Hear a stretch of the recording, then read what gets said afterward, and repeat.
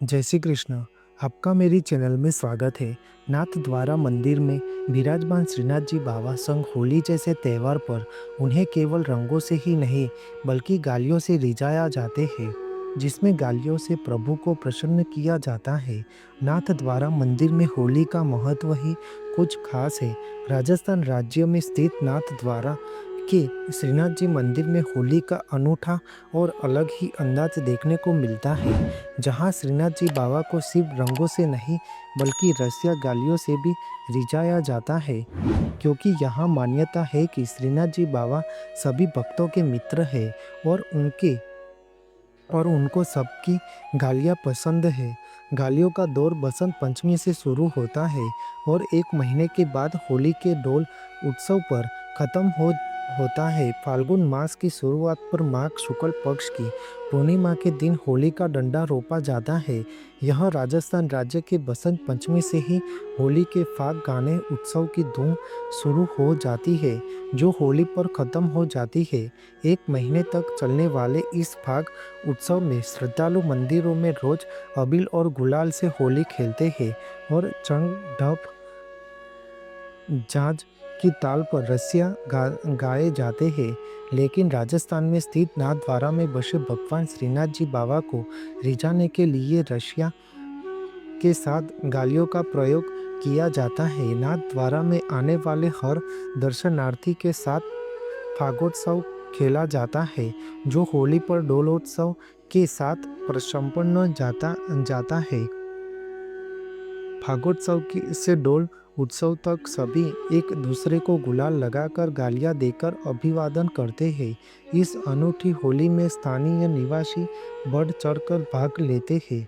नाथ द्वारा मंदिर में फाल्गुन मास शुक्ल पक्ष की अष्टमी तिथि के दिन से होलाष्टा लगने के साथ ही रसिया गान में गालियों का प्रयोग शुरू हो जाता है। उसमें कीर्तनकार और बाल प्रेम पूर्वक भगवान के दर्शन के समक्ष भगवान को और मंदिर के मुखिया को भी गालियां देते हैं।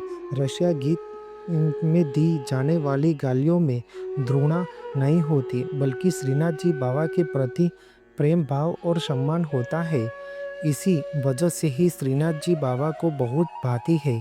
रशिया में प्रेम भाव और छेड़छाड़ के गीत गाए जाते हैं। स्थानीय लोगों में मान्यता है कि सभी बाल भगवान के ही मित्र हैं।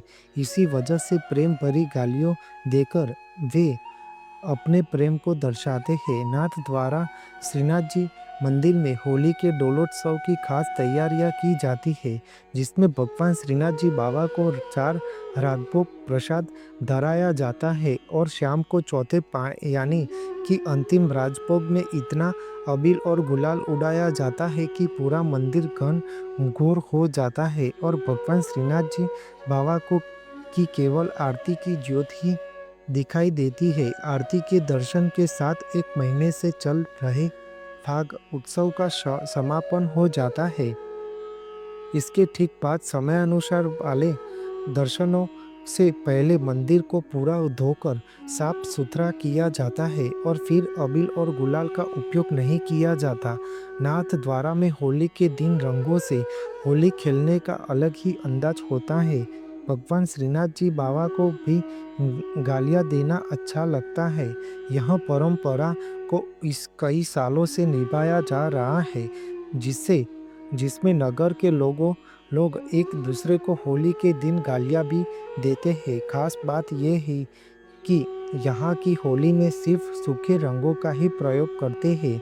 बाहर से आने वाले पर्यटक हो या स्थानीय निवासी, पुरुष हो या महिला, सभी एक दूसरे को रंग लगाते हैं और गालियों से एक दूसरे का अभिवादन करते हैं। होलिका दहन के बाद से ही लोग जब एक दूसरे से मिलते हैं तो वे परिचित हो या फिर अनजान, सभी का अभिवादन गालियां देकर करते हैं और इसमें कोई भी श्रद्धालु बुरा नहीं मानता है। इस दौरान किसी भी प्रकार की जोर जबरदस्त नहीं होती, किसी तरह की असभ्यता और उद्धवताई नहीं की जाती। सभी आनंद से, प्रेम भाव से, भक्ति में लीन होकर होली खेलते हैं और इसी तरह नाचते गाते होली खेलते हैं। डोलोत्सव के साथ फाग महोत्सव का समापन हो जाता है। नाथ द्वारा में श्रीनाथ जी बाबा का और भाविक श्रद्धालुओं का होली उत्सव खेलते हुए देखना अद्भुत नज़ारा होता है। बोलो श्रीनाथ जी बाबा की जय। आपको मेरी यह माहिती अच्छी लगी हो तो मेरे चैनल को लाइक शेयर कमेंट सब्सक्राइब करें और बेल आइकन को दबाना ना भूलें। जय स्वामी नारायण।